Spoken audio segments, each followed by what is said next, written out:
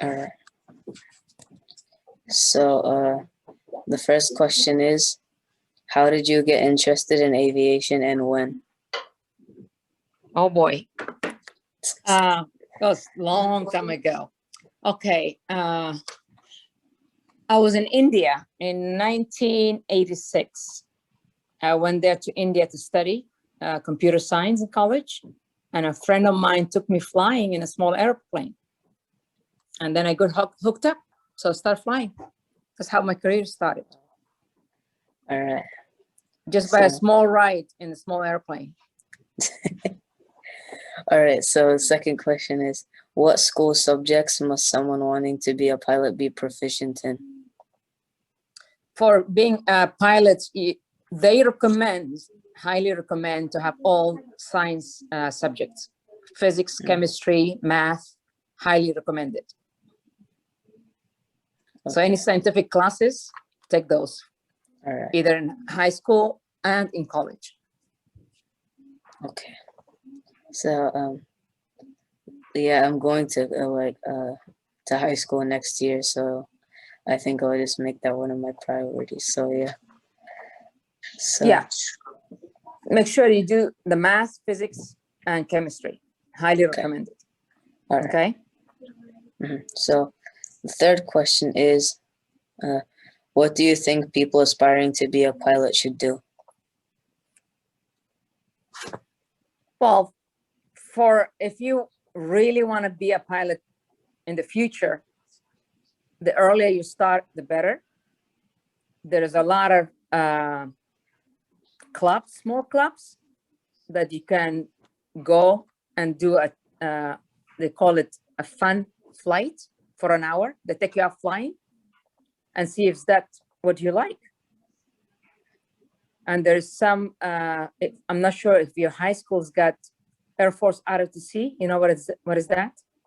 No.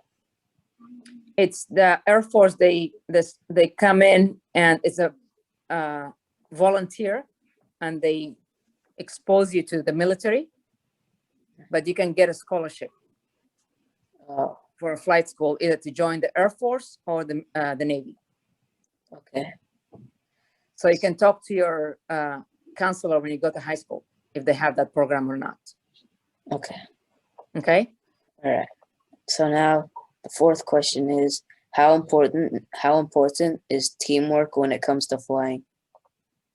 It's very, very important, because you work as a team, correct? The two pilots in the front plus the flight attendants in the back. So you all work as a team. You don't work as one person. And we have something called CRM, Crew Resource Management, which they teach you when you go to flight school, how to work together as a team. You don't work as a team. Mm-hmm. So it's very important to work as a team. Okay. So now the next question is, what was your favorite place to fly? Hawaii. Oh, cool. I love that. I do it every week now. Oh, that must be fun. Very fun. That's what I look in the background. Looks like Hawaii for me. All right. Nice. So the next question is, as a mom, how do you balance flying with family commitments and taking care of your family? Oh boy.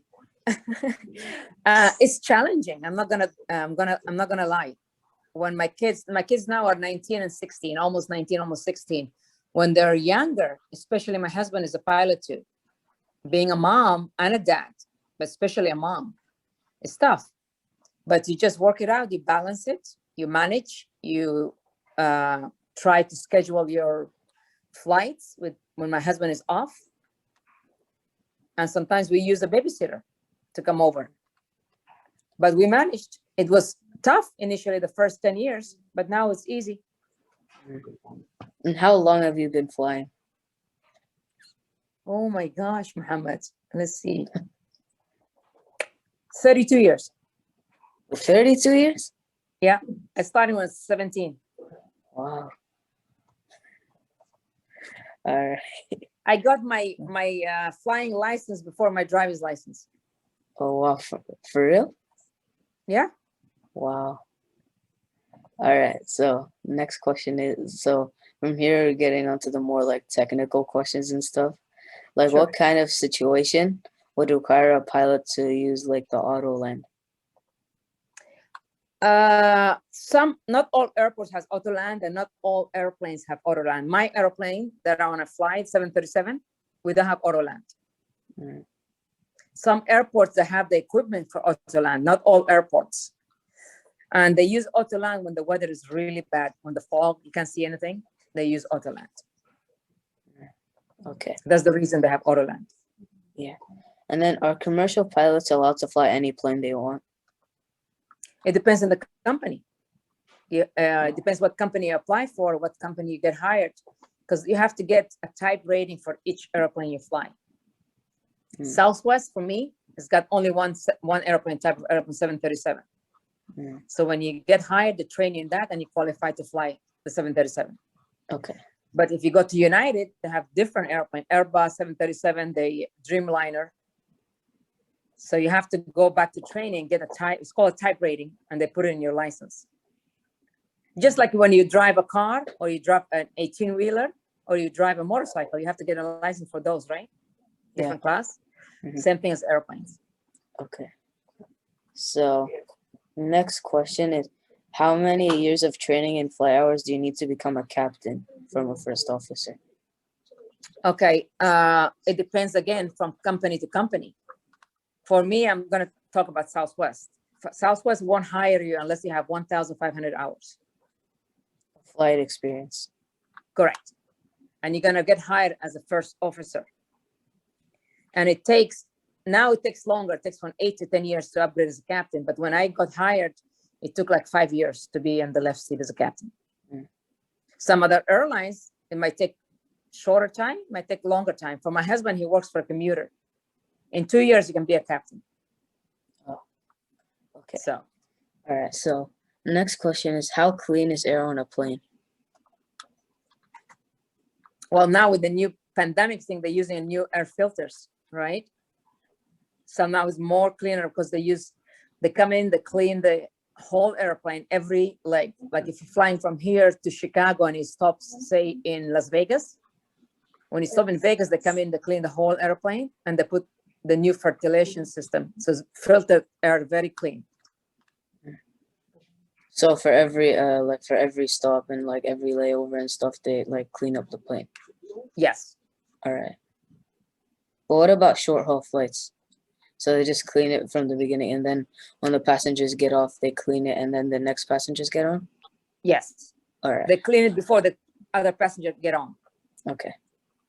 So now the next question. What is standard procedure for an emergency? Well, it depends what type of emergency, right? You have Yeah. emergency fire, you have emergency engine failure, you have emergency pressurization, you have hydraulics, you have a lot of different emergency scenarios. Which one you want me to talk about? Like, I guess all Engine- of them. Okay, of course we have policy and procedure we have to follow. We have a checklist, and we have memory items. The critical stuff that they have, like engine fire, pressurization, those are critical, right? If you get a fire, you need to get down and land the airplane as soon as you can. Same as pressurization.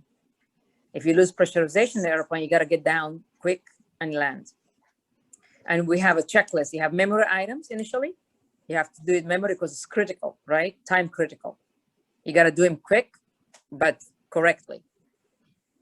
And after that, we have a checklist. You take the checklist out and you read all the items. If you miss something, you're going to catch it. And it's all crew, team, as a team. The crew works as a team. Somebody talks to the passenger in the back to let them know what's going on after they control the emergency, correct? And then somebody talks to the controller outside the ATC. They need to know, right? You cannot just descend whenever you want because there might be airplanes in the airspace. So a checklist, the most important to follow the checklist. All right. And have you ever had to deal with one? Like engine failure, yes. Oh. But when you have two engines, it's okay because the other airplane will fly fine with one engine. Yeah, because they test planes for flying with one engine, right?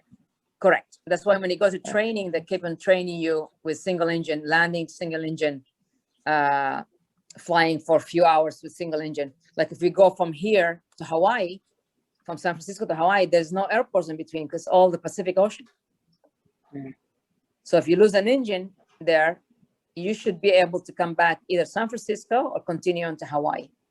You should have the fuel to take you there. Okay. So the airplane will fly fine with one engine. All right. So then, what kind of situation would require you to divert to a different airport? The common one is the weather. Weather is the common one. Like the weather is so bad you can't get in, you divert. And you wait till the weather, especially now for you guys in the East Coast, snowstorms and stuff, or fog in the morning. So if you can't make it in, you got to divert. Or a medical situation, say a passenger got sick, or has to be like heart attack or something critical, we divert. Another Like thing, maybe an equipment or something of an airplane failed. Yeah, so like if a passenger has like a really bad emergency, like one that's like a life or death one, you have to divert him like to the closest airport, right? Yes.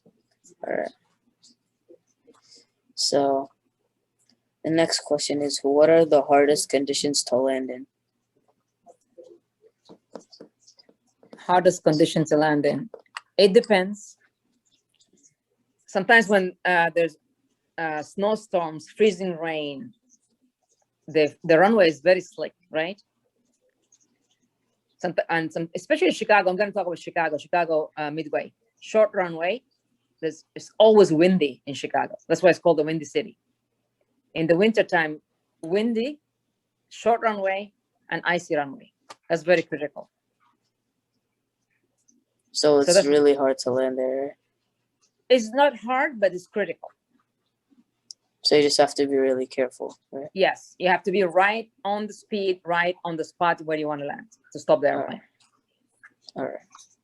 So then this is my final question, actually. Okay. What is your proudest achievement in your career to date? I think when I upgraded to be a captain, Southwest. Oh, Because I was number 50 female pilot out of 8,000 pilots. cool. So So that's my proudest. Yeah, do they hold like a big ceremony and stuff for? Yes, the CEO and the COO, they come in and talk to us, and they give us a huge party, and you bring your family to celebrate. Because it doesn't happen often, right? No, it doesn't. It's once in a lifetime. Yeah. So, all right, those are all my questions. Thank you so much for taking the time to answer them for me. Of course, anytime, you're welcome. Yeah. So I'm gonna end the recording here. Okay.